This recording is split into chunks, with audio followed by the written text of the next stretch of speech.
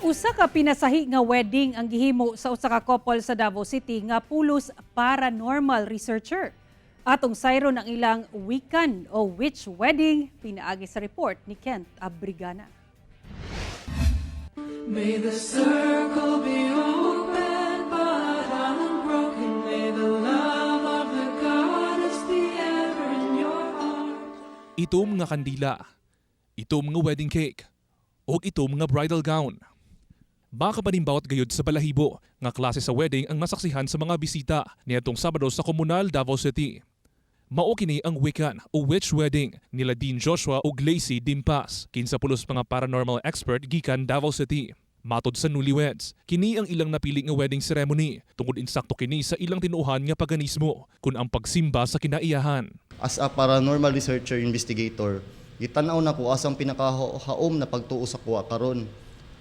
Like sa ako pagkabata na ko is Roman ko Catholic na baptize, pero sa karon naga-evolve ang panahon kato na pagtuo ang haom para sa kuha mao ni sulod ko diha. Usa ka Wiccan 4th degree priest ang nagkasal sa duha. Una ang kasal, nagpaygayon og cleansing sa lugar o gitawag ang Diyos sa kinaiyahan alang sa bendisyon. Aduna say exchange of vows ug pagsulob og singsing. Sumala kang din dunay ubang bisita nga nahadlok kay lahi kini sa naandang kasal nga ginapahigayon sa simbahan. Managlahi isab ang reaksyon sa mga netizen dihang ilang gipost ang ilang pinasahi nga kasal. Apan duna sila'y mensahe alang sa katawhan. Kanya-kanya mang belief, so basta walay naapakhan na tao. So magkuan gahapon kay lahi man gud ang mga religion o ang belief sa tao, so respeto na lang sad pod.